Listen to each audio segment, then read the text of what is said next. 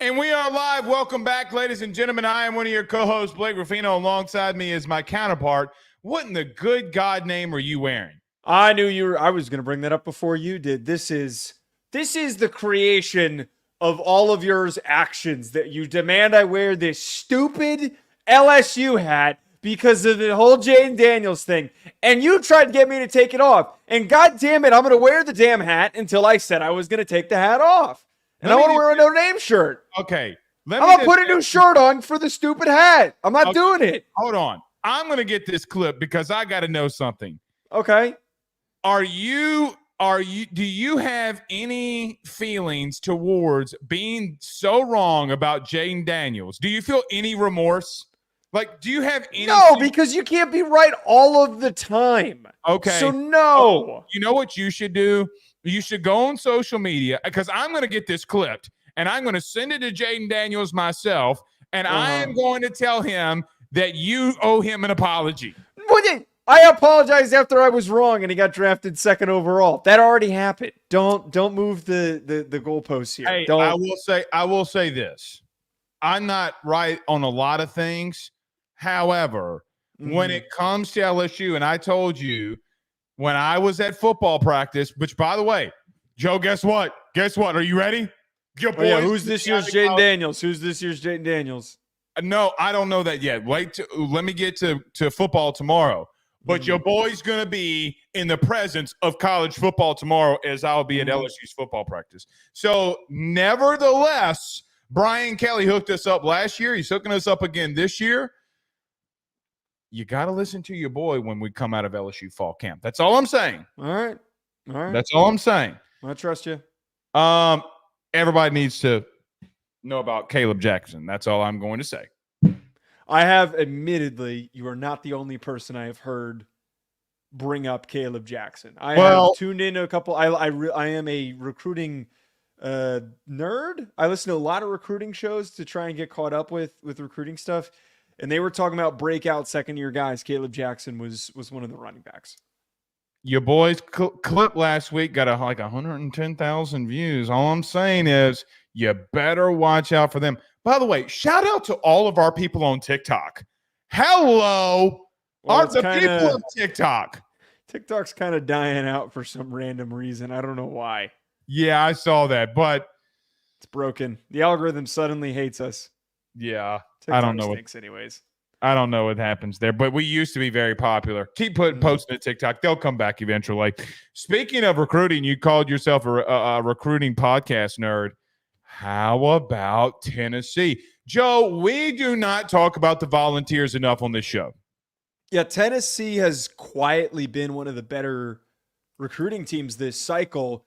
We've been diving in a little bit more, and I've kind of been excited that we've spent more time focusing on this, but we'll get to this after the break. The class that they're putting together for 2025, it is very gifted. It is a very, very talented group. Heupel, all the knocks that you can give him for how you feel about him as a coach, he is not only recruiting the offensive side of the football very well, but he is recruiting defense very, very effectively right now.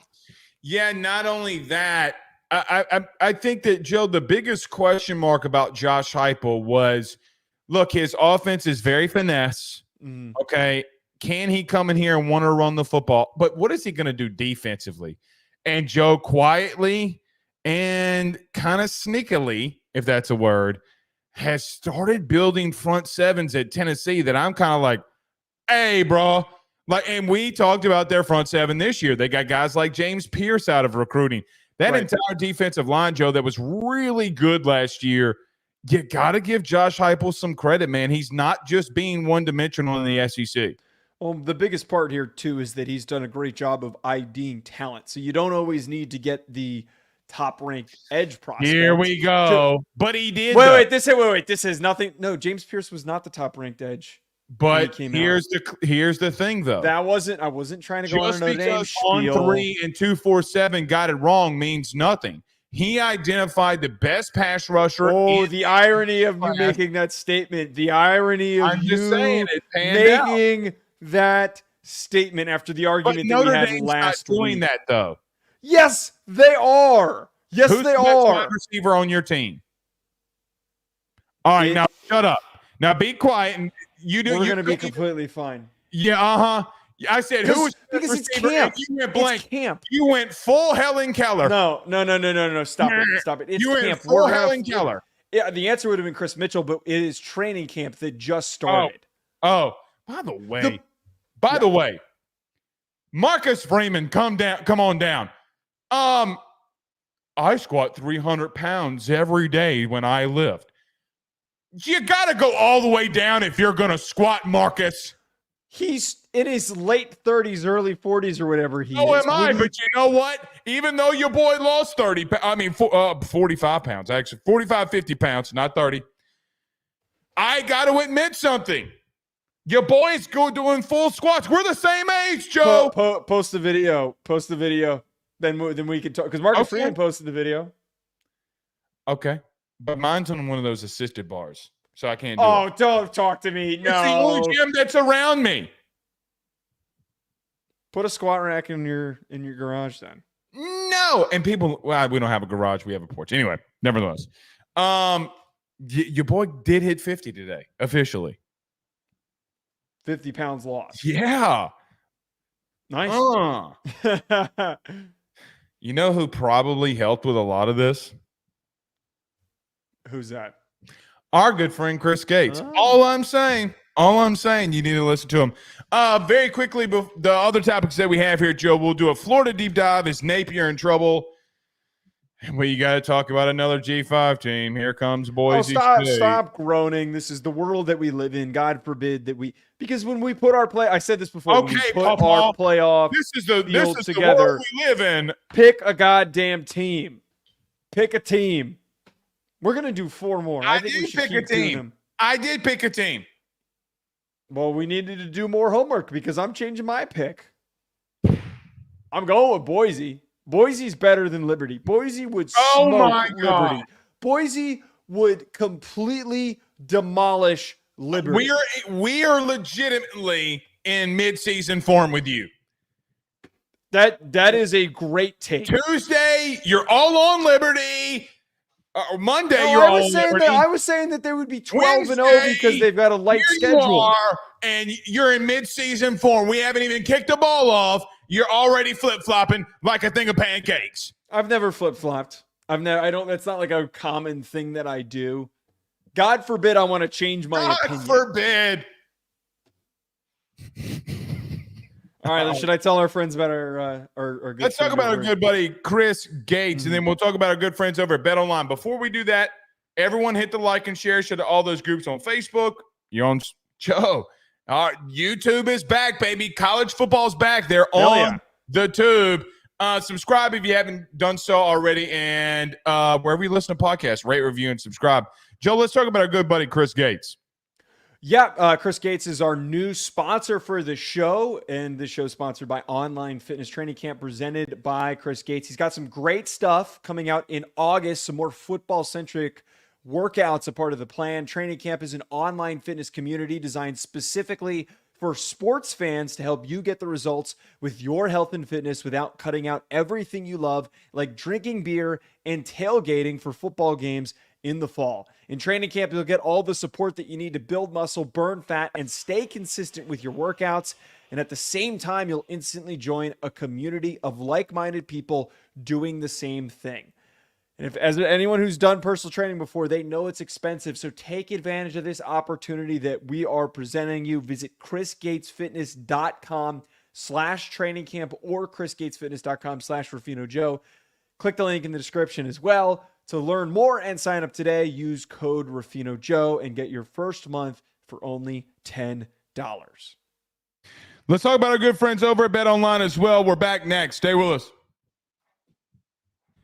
BetOnline is the fastest and easiest way for you to wager on all of your favorite sports, contests, events with the first-to-market odds and lines. Find reviews for all the news for each league, including Major League Baseball, NFL, NBA, NHL, combat sports, college sports, esports, and even golf. BetOnline continues to be the top online resource for all of your sports information for live in-game betting, props, and futures. Head on over to BetOnline today and use your mobile device to join and make your first sports bet. Use our promo code BELIEVE50, that's BELIEVE50, BLEAV 50, to receive your 50% off welcome bonus on your first deposit. That's betonline.ag, betonline.ag. We're back. You know, Joe, actually, as of today, we are. Did you see college football? Patrick Mahomes is going to Nebraska. Did you see Dylan Raiola today? I did. I have to do something really obnoxious. My stupid camera is active. Can you give me 1 second? Go ahead and talk about Dylan. Or just give me 2 seconds. I'll be right back. Blake, don't put your hand. Do you see what I have to deal with on a day in, day out basis?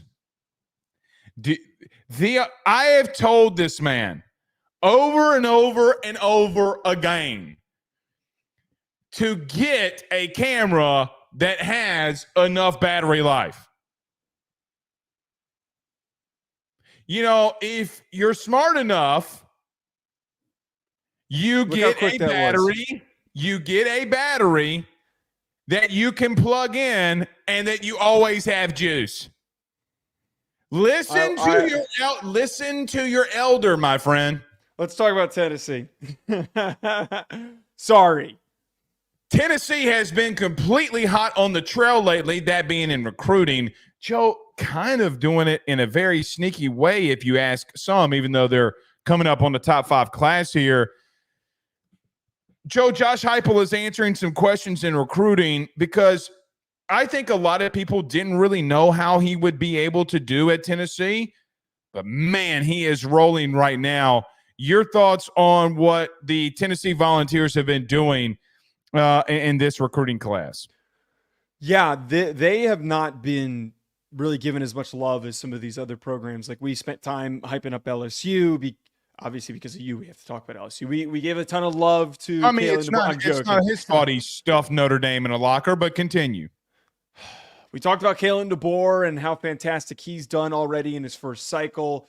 Georgia's being Georgia. Notre Dame has put together a tremendous class as well, which they could end up losing Deuce Knight. But Tennessee, Josh Heupel, with all of these elite recruiting entities in the SEC, he is compiling a very, very strong class, already up to 21 commits on the year. A couple of the guys that really stood out to me that they've gotten this past very recently, Lagonza Hayward, who's one of the top safeties, very, very gifted player. And then Deshaun Brame, the tight end. This is a very, very loaded class, especially when you look at who they grabbed not that long ago when they got a commitment from George McIntyre, the quarterback, one of the top 2025 quarterbacks. The other piece to this, just to finish my thought here, they are one of the top teams in contention for the best 2026 recruit overall in Faison Brandon. And it doesn't surprise me that a quarterback would look and see the production from Hendon Hooker and then eventually see the production from Nico this year and want to be a part of an offense that lets you put up 1 million yards and 1 million points. Well, not only that, they did go in the portal and start securing a big part of their offensive line, getting a dude like Lance Hurd, Lance Hurd stands in front of the sun. You can just be in the shade under him. Okay, like that dude is a mammoth. He is a wide. He really, I swear to God, Tennessee fans, he has the potential to be the original Orlando Pace. He is that gifted if he puts his mind to it. So, Joe, not only have we really not talked about Tennessee, but what they're doing in recruiting, even in the portal, they're able to do it. Look at the quarterback that they're going to run out there with this season. But getting the 5-star Matthews, the wide receiver, then going inside the state of Georgia and getting a top premier wide receiver and Travis Smith Jr. Joe, I got to start saying this, man. I don't know if Tennessee, who has, with Heupel, recruited very well on the front seven defensively, you go and get a quarterback like Nico, you get a 5-star wide receiver, you get Lance Hurd in the portal. Joe, they are getting some really good pieces. You know what this recruiting hype has made me do is go back and look at how well that they've done there. Joe, they have a potential, the way that they have built themselves, to be a contender. They absolutely have. And that's where, as we've hyped up a number of these teams, I mean, Auburn is in this phase right now where they're building. You know, it's roster building. It's chipping away at putting together a foundation to improve every single year. They're a couple years away from being in the conversation of where Tennessee is right at the moment. It is the nice mix of what you pointed out there. Like Lance Hurd is a really underrated ad that didn't get a ton of attention during the portal season, which we didn't give it enough love even to make that point. I did a lot, but not here Not on this nationally. Right. The strong mix of finding the right guys in the portal to supplement effective and consistent recruiting, I think what really, I'll say, scares me. Not because like I'm scared, but the rest of the SEC should be very afraid of, is how aggressive and consistently they have recruited a quarterback. That's what I keep coming down to, is all of the quarterbacks on a year-to-year basis that they've received commitments from to this point just shows that they can funnel guys in on a year-to-year spot. Maybe some leave, maybe some go in the portal, but because they're constantly getting these high 4 stars, 5-star guys, there is always somebody up next. It's very rare for football programs to be able to do that. Especially getting McIntyre and getting Nico. You know, like you got 2 high premier quarterbacks in 3 years. And that's what you normally want to do. I mean, I'm not saying skip a cycle, but sometimes you kind of have to when you're doing high school recruiting. Look, Joe, I mean, I do think that they'll be better than they were on field this season. They're a very interesting team that we have not talked enough about. You know, we've talked a lot about, Joe, the top, what we believe to be the top 12. Tennessee needs to start being in that conversation that we're not getting given enough attention to nationally. And you know what? If you're Josh Heupel, that is the best thing that can happen. Literally the best thing that could happen for Josh Heupel is what is happening here right now. But they will continue. Throwing this out there, I don't know how I feel about them at corner, okay? If there is a weakness, there's your weakness. Anyway. That doesn't surprise me considering we saw that was their huge glaring weakness that they had when they had Hendon Hooker 2 years ago and they beat Alabama, and then it just kind of fell out from underneath them because they couldn't stop anyone from throwing the ball all over on them. They haven't been consistent in recruiting corner. That's everybody seemingly has one position group that they can't recruit, and it seems like Heupel's one failure has been at corner. I'm glad you brought that up. It's not missed upon me that Kirby is missing on top premier wide receivers in his own state. I don't care what Georgia fans say. Georgia fans flood this show on a consistent basis. Yep. And they love me and you. They cherish me and you. We could go to Athens right now and people would literally walk us around, and no way that might be a little generous, but sure. They love us, okay? They flood into this show. However, Kirby struggles there. So even the best have a position that they can struggle with. Now we'll say Kirby did flip 3 guys from USC. USC fired one right back, and Lincoln they took got one linebacker, and that was it. But you know what it shows me? Can I tell you what it shows me? Mm-hmm. For once, Lincoln and them aren't like, they've taken some on the chin. Joe, they also throwing punches too.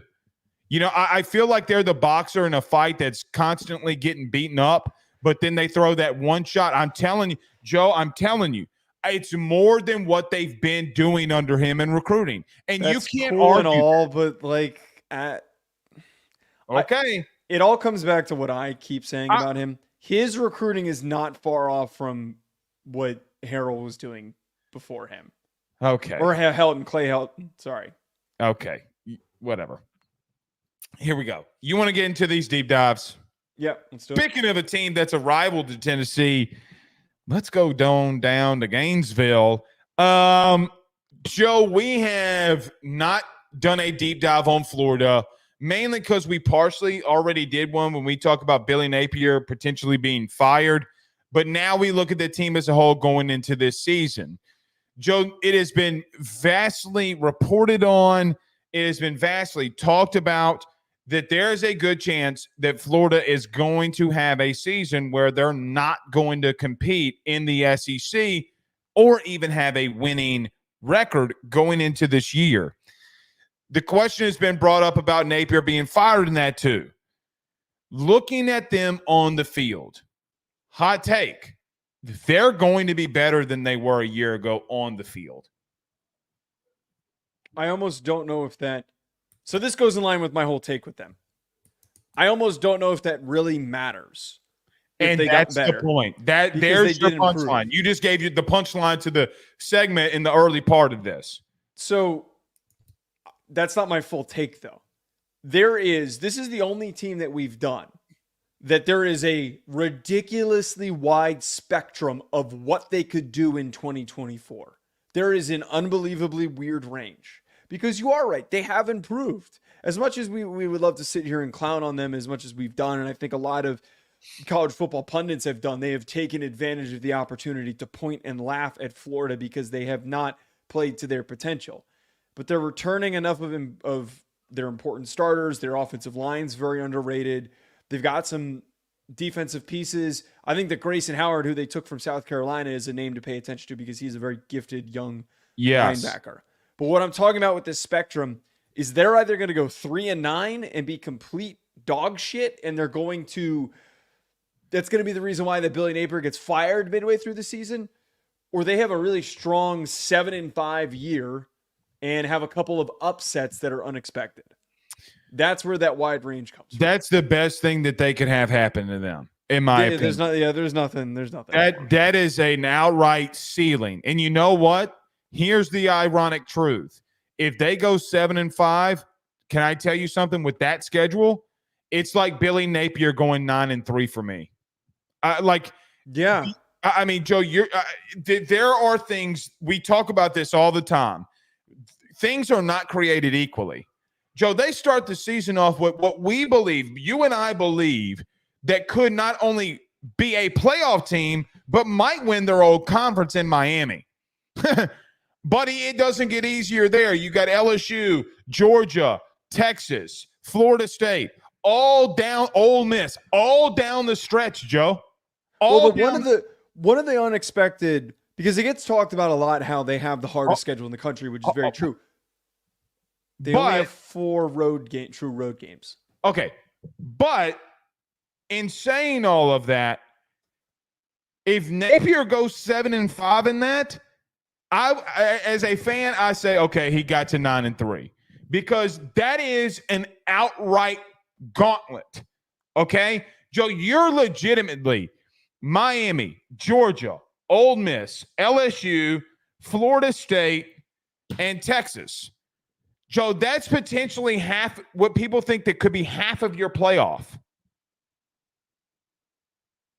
It's an unbelievable draw that they got. It's a ridiculous if draw. He goes 3-3 in that, if he goes 3-3 in that, Joe, they beat 3 playoff potential going into the season playoff teams. A lot of people have poo-pooed on Florida. I'm going to use something that Cole Kubelik uses all the time. I agree full-heartedly with him on this.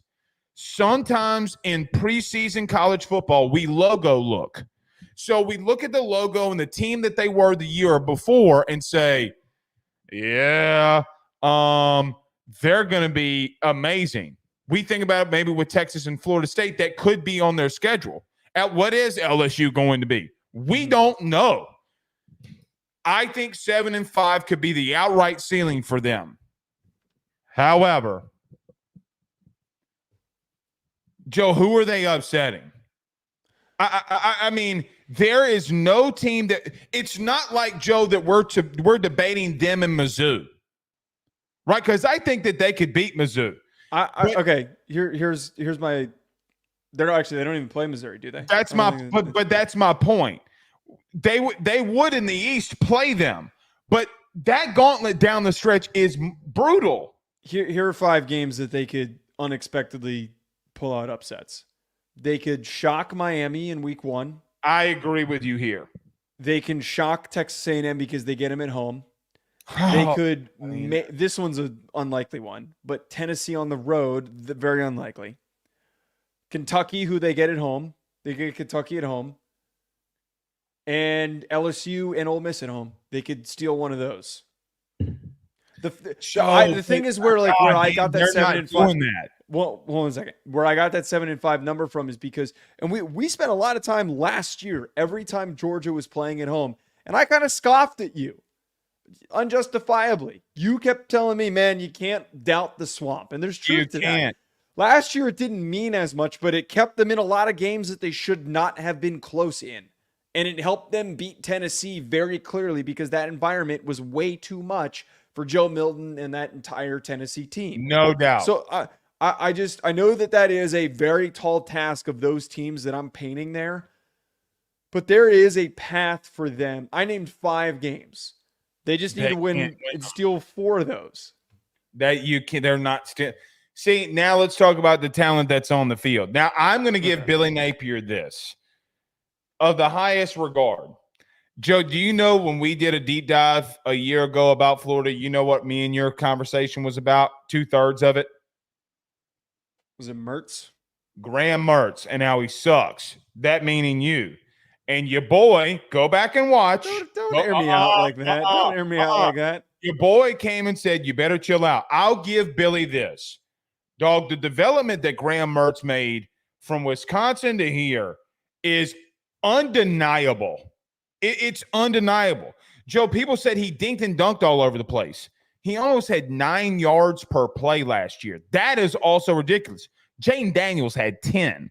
So I would just remind everybody, like Graham Mertz and that transformation was fantastic. Joe, I just don't know if they have the talent offensively with his scheme to upset somebody. I don't know that. So I think though that where I'm coming at with this is that I look at this roster and it's not as bad as I think everybody has painted it. I feel like the criticism for Florida comes from this negative connotation for Billy Napier. It comes with this just negative feeling that Billy Napier is in and over his head. He's just in a situation that he can't succeed in.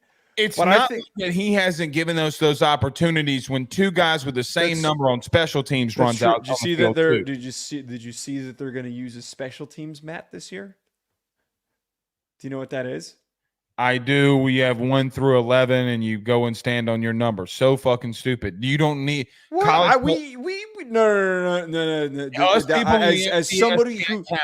As somebody who plenty of teams use the special teams mat. That is as somebody who's an expert in the special teams. Yeah, mat. but Billy, how do you want to make sure that you don't have somebody? If there's one extra guy the biggest piece is that you get to look at everybody standing in front of you and nobody's freaking distracted. Besides the point, though, this roster is not a complete one.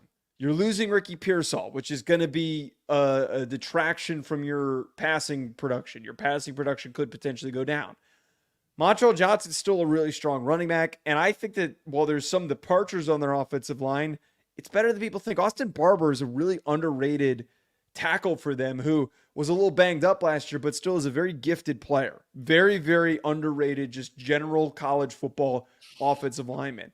Their defensive line, albeit it's a bit dinosaurish in terms of the mobility of it, but they got some huge ass dudes. I think that they've got 4 guys that are over 320 pounds, and they've got, I know that that's kind of carried by, oh my God, what's the gigantic guy's name? Why am I, Watson? Desmond Watson, is that what his name is? You know who I'm talking about? The 400 pounder? Oh, yeah. Big 21. They got, he can only go one play at a time. They have it takes more energy for him to run on the field than what he does on the field. I don't understand how they haven't tried to get that. In all seriousness, like that kid, how he hasn't lost weight from the running. That's tough. Besides, it means you got to be eating. You got to be eating. I'm sure he's lost a little. To stay on a positive He's note, to not say something mean about a player because I'm going to get caught my pants down again. Oh, that's the wrong word. Oh my God, you made it worse. You made it my worse. point until we got distracted. My main point is that they are a stronger roster than people think. No, they're not up to par with a team like Tennessee or Ole Miss, but I don't think that they're far off enough that they can't pull off an upset hosting these teams at home. Joe, Tennessee got embarrassed by them last year. They're not going into Knoxville. I don't think that Tennessee's not a good example. Ole Miss, Yeah. what if Ole Miss comes skating in thinking that they're hot shit and they can't be touched and they start cold? I think Lane Kiffin wants to make an impression on his new bosses. Yeah, but Lane Kiffin also loves to lay eggs in games where he's not supposed to. Yeah, that's a trap game. That's a serious trap game. I don't, Joe. If they're having the season that they're having, I don't think that they can have a trap game. Yeah, because man, that place is going to be having more buzz about a national championship run than it's ever had. And look, as somebody who legitimately has gone through 4 of them in the last 5 years for one fan base, when you have that kind of special season, brother, you legitimately want to hold on to what you have. Special teams can do special things. Again, momentum is a son of a bitch. I literally, Joe, again. As a Notre Dame fan, though, who's watched teams lay eggs, and we know that Kiffin has I have 4 national championships in the sports that I cover in the last 5 years. I don't know. Well, just wait till Brian Kelly's already done his signature lay an egg loss to Texas A&M in year 1, so at least it wasn't Marshall. Anywho, okay. Joe, they bring in Ron Roberts. Billy and Ron know each other very well. Ron came into Southeastern as the head coach when the staff that I was recruited by left and Mike Lucas and the gang. I like Ron. Okay. I think Ron could do okay. I as a new part-time DC, assistant head coach, I don't know, whatever he wants to be called, let him be called it. They do have some players defensively, but their secondary, Joe, was abysmal. They were 70th in the country in yards passing allowed, but Joe, they gave up the most passing yards per catch than any team in the SEC last year at 13. They were abysmal. And so I don't know what they'll be in the secondary. I could see LSU walking in there with Nussmeier throwing it all over the place. I could see Jackson Dart throwing it all over the place. Nico throwing it all over the place. I just don't know if I see a path when it comes down to it, even though I think Graham Mertz is going to be better than he was last year, Joe. I think he's going to take another step. I really do. I can't get past 5-7, dog. I can't do it. Let me ask you this, and I think I've asked you this before. How many wins keeps Billy in the seat at the job? I think that he has to go 7-5. I think that their patience is right. I think if he gets to a bowl game and by the grace of God wins that bowl game, and people say, okay, well, we're turning over a new leaf. Here comes DJ Lagway. I think that they give him one more year to see what he can do with DJ Lagway and go from there. That's what I think that they would do. I don't know that. I told you what I think is going to happen. I think if at the end by December, some big ass booster is going to give a check and say, get him the frick out of here. We want Kiffin. Florida is yearning, brother. Listen to me. They are ready to explode. That place spent $77 million on a new baseball stadium. You're going to have to start convincing me that that place isn't starting to get pissed off about seeing what Tennessee's doing and what Florida State's doing. Hell no, they ain't going to stick for that. I think he's gone no matter what. if I'm being real with you. If he goes 6-6, 7-5, I even think that there's still a chance he gets fired. I don't think. Well, this is actually kind of similar to the whole Jimbo situation last year, where the Texas A&M didn't finish with a bad record last year. $75 million, Joe. Yeah, that was a much different circumstance. Yeah, I don't know. I think that the DJ Lagway part of this does not complicated, but it gives him a little bit more runway because he could at least sit in a meeting where they're trying to say, hey, man, or he probably has already had this conversation of like, hey, man, you need to do well this year. And he could say, okay, well, I've got this ridiculous schedule and I've got one of the brightest young quarterbacks in the country. If you just give me a shot, otherwise that kid's going to transfer and some idiot's going to step in and have to start. You can't make a decision about a head coach because a quarterback's leaving. I understand that. There's no player that's on the roster that I would argue. I would argue, and that was part of what helped Jimbo stick around as long as he did because he was killing it in recruiting. He brought in an entire class. We're talking about a quarterback. Well, they also still had a very good class last year. I know that they lost a couple of kids at the end, but they still had a very, very good recruiting class. There were multiple factors that Jimbo had, like $75 million buyout that played into that too. No, wait. I'm not talking about his firing. I'm saying that what gave Jimbo a ton of runway, despite not doing like much at the beginning, was because he was a $75 million contract, Joe. That's what kept it in the way. Let's be honest.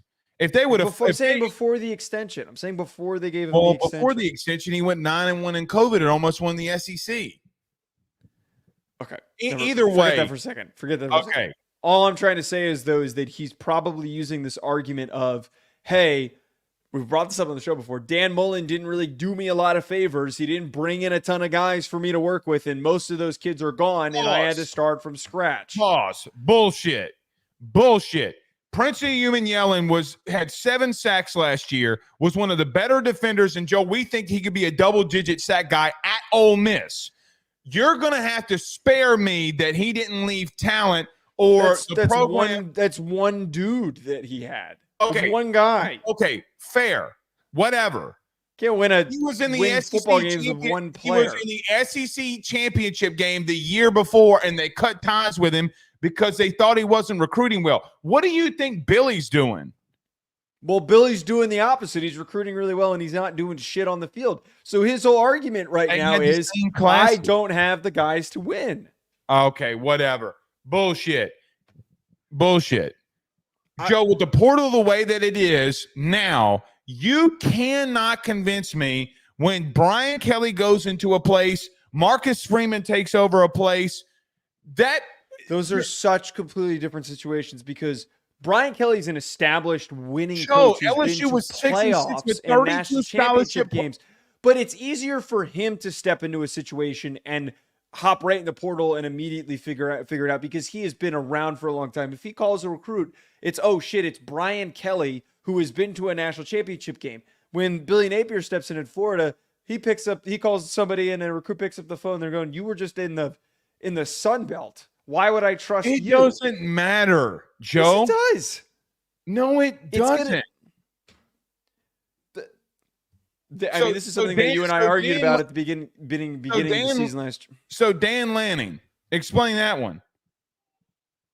He didn't start recruiting at a high level immediately in his first season. No, but he took over a roster that was already completely well recruited by Mario Cristobal.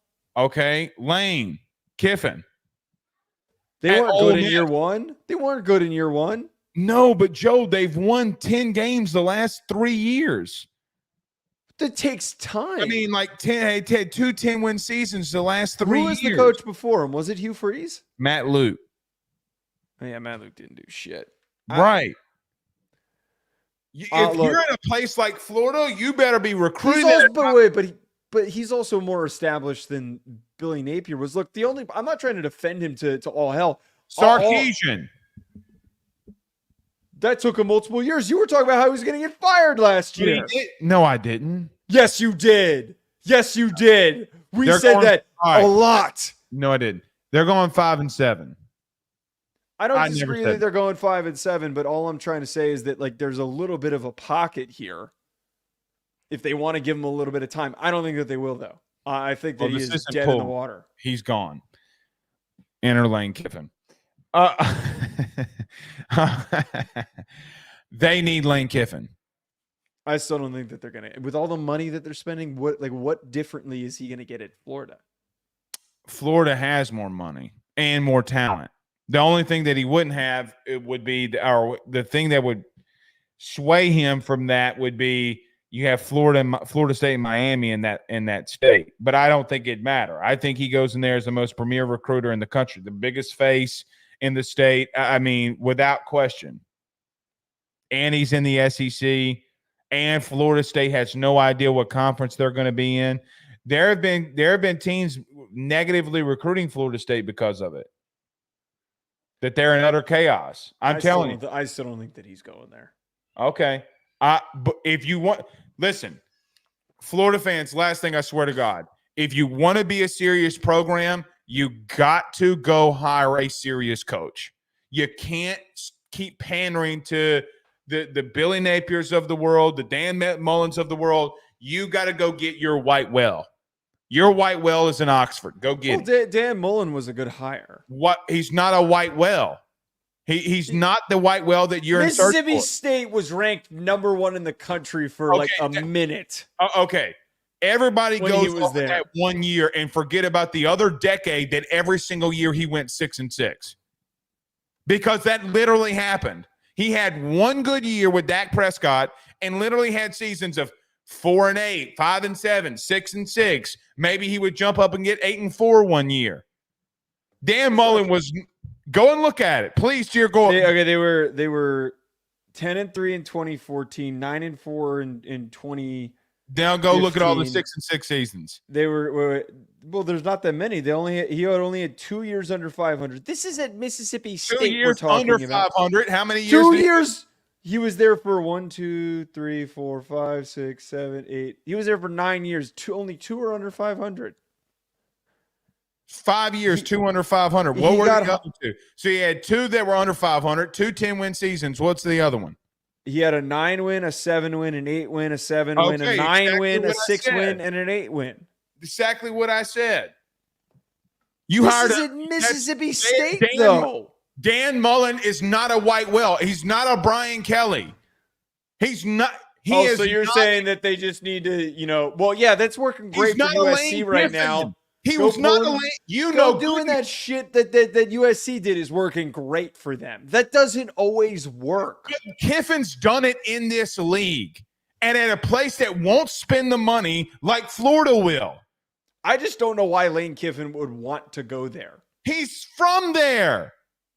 That doesn't matter.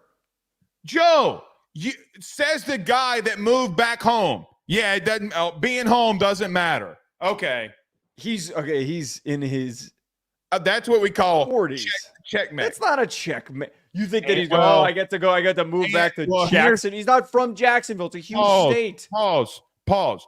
With his situation with his dad dying, I do wonder if it wants him to be closer back home.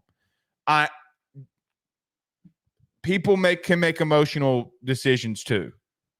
By the way, I'm trying to see where he's actually. I mean, they moved all around the place, but his dad lived in Tampa. He was born in Nebraska. Yeah, that's because his dad was coaching there. His dad lived in Tampa. They all moved back to Florida. Okay, but Tampa's nowhere near Jacksonville. Okay. And it's not Jacksonville. It's Gainesville. Oh, his ex-wife is a Florida alum. Maybe that's why. There you go. Look at you. You figured it out. He moved closer back to his first kids. There's a random reason. Oh, all right. We got to get to – actually, no, we don't have to get to Boise State. They're a playoff block. All right. Talk about our friends at Home Field Apparel, Boise State next. Stay with us. Ruffino and Joe Show is brought to you by Home Field Apparel, which is the best, without a doubt, premium collegiate apparel brand that is out there. They have over 150 different colleges that you can choose from, whether you're an Illinois fan or a Rutgers fan, maybe you're an LSU fan like Blake, or maybe you're an Alabama fan, whatever it is, even Idaho. They have so many different designs for so many different football programs that I can guarantee you're going to find some great stuff to help root for your favorite team. I've already gotten my Notre Dame stuff. Blake has his LSU stuff. Make sure you head on over to homefieldapparel.com to check out your team's collection of clothing apparel that they have on the website. And when you do so, when you check out, make sure you use promo code Ruffino Joe to get 15% off your order. That is RUFFINO Ruffino Joe. Head on over to homefieldapparel.com and get your college gear today.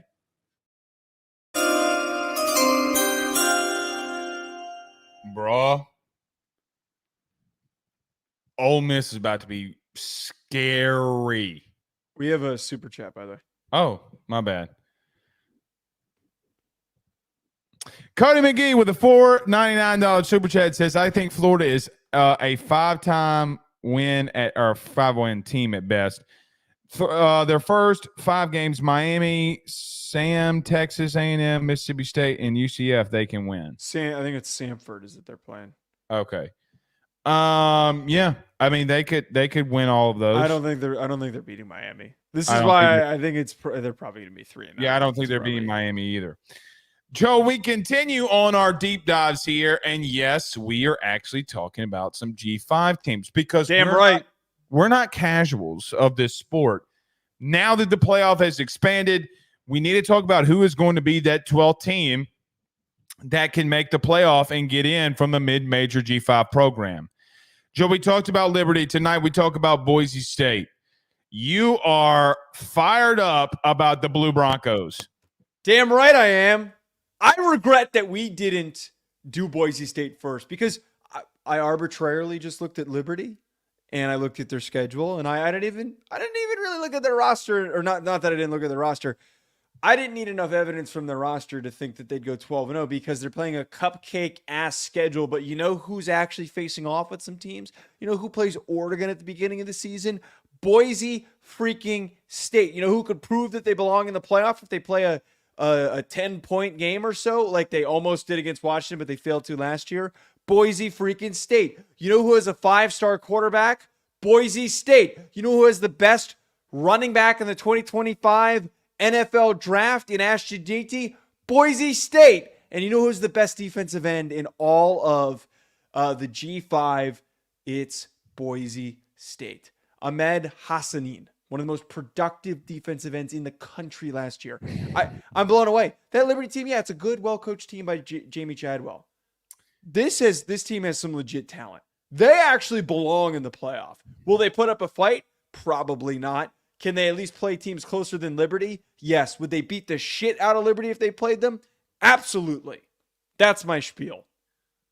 Boise State is living off the hype of that time that they beat Oklahoma, and it has propelled what would start being the underdog story in this era.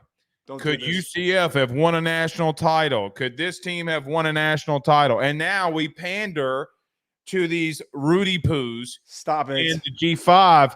Stop it. And we legitimately, and I love the G5. I'm just trying to make a joke here. I legitimately don't see a path where they would beat Liberty. No, they're a much more talented football team. Okay. No, they're not. Yes, they are. All right. In all seriousness, Joe, Malachi Nelson to Boise State. Let me ask you a question. I do agree with you that they have a lot of really good talent. We talked about Jeanty in our running back discussions about how much we love him. You probably are right. He's probably one of, if not the best back coming out in this year's draft. They bring in Cameron Camper at receiver. Why did Malachi Nelson not get pushed by other teams to go elsewhere? I mean, he is a 5-star kid that could have stepped in for Caleb Williams at USC, and he didn't. It was actually Miller Moss that we were told that would win that job, and Malachi Nelson didn't. My question becomes, more than anything, I know that they got good talent. They're going to run the football well. I think their O-line is actually, ironically, somewhat pretty decent. You talked about Ahmad Hassanin. Hassanin, there you go. I can't pronounce words. Bottom line for me, why is Malachi Nelson there? I think that is one of the crazy question marks going into this football season. What Boise State? You went there too? Well, I mean, I think it's a multi-part thing that was described throughout the portal process. Was that one? First of all, he's got like a big team around him. Like, this isn't just a kid making decisions. I think he signed with one of the bigger, more premier, one of the rapper-owned agencies. It's either maybe it's Jay-Z's agency. I forget which one it is, but Rock Nation.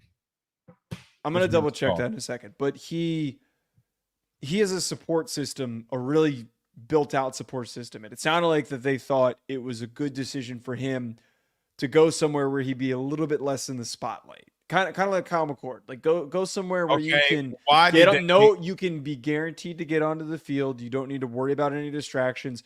There is nothing to get distracted by in Boise, Idaho. He can just go out there, he can go play ball, and if he has a great season, he can transfer.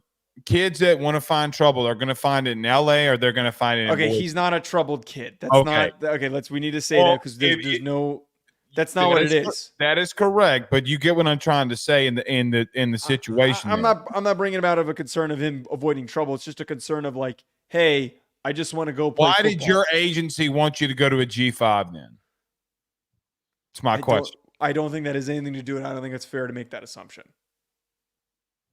I don't think that's fair to make that assumption. I don't think it has Why is it not fair to make that assumption? Let me just say this. It's not. That is 100% not fair to make that assumption. If a 5-star quarterback got beat out in camp and went to a G5 school, what would we say about them? He wants a guaranteed opportunity to start, and he doesn't want to go somewhere and then have to sit if it doesn't work out again. We would say that he might be a bust. Those conversations, sure, that's been brought up, but I don't think character has anything to do with it. You know, the last person that did this, what was the kid that went to Ohio State? Tate Martell. Oh, well, Joe, again, historically, as these things have happened, that has been what we've seen. That's what history has taught us. I'm not saying that this kid's going to be that. Not saying that. I don't want it to go there. But I have just severe question marks. Joe, we thought when Quinn Ewers transferred, I mean, has he been the quarterback that Texas ultimately thought that they were getting, the transcendent #1 overall pick? I mean, he's been a starter for them. He's in that conversation for this upcoming draft. Y'all put him in that conversation. He doesn't deserve to be in that conversation. Malachi Nelson's going to be fine. This is an opportunity for him to play and get on the field and to learn. And he's surrounded by a good team. I would argue, instead of him going and doing what Kyle McCord did, going to Syracuse, or say he went to Indiana. What do we think of Kyle McCord? That's a good point. McCord is underperformed. And he's stepping out of the spotlight, and he gets an opportunity to reset. I don't like it. Something is all. My antennas are up, Joe. And it's usually you that's poo-pooing on quarterbacks. You're the quarterback poo-pooer. And I'm the first time coming in here saying, I don't know about this kid. I would think if I am somebody like Malachi Nelson, I want to get on the field guaranteed. I'm going to go to a situation and go play for a really good football team that I know is going to win a lot of games instead of going and playing at Indiana or like who's a shit team and that's on the West Coast, like Washington State, something like that. Like why would I go there when I could go play and win a ton of football games and go to a playoff potentially? That's a selling point. We don't know what if he didn't get. Actually, I don't even know I don't even know for sure if he didn't get all the teams that need quarterbacks. But let me ask you this question: Why didn't Auburn go after this kid? They desperately needed a quarterback. I don't know. When he went in the portal, why did Arkansas go after Taylon Green and not Malachi Nelson? I believe that that timeline was. Do you get my question? I do. I just don't think that it's. obviously a kid going down to the G5, it's going to spark the, like, is he good enough? Is he as good as everyone thought that he was? You're making it sound like I'm crazy. I'm not making it sound like you're crazy, but I also don't think it's baseless to say that a fresh start on a good football team doesn't mean that he can't improve. You're making it sound like he's a complete bum. Like, why he's not? He's got tools. I'm not trying to make it sound. I think a kid can really throw it. Joe, you have a coach. Think about this. I get what you're saying, that people are, the excuse was his agency thought that he needed to go somewhere else and get out of the spotlight. Okay. I know that you like to poo-poo on Lincoln Riley a lot. Okay.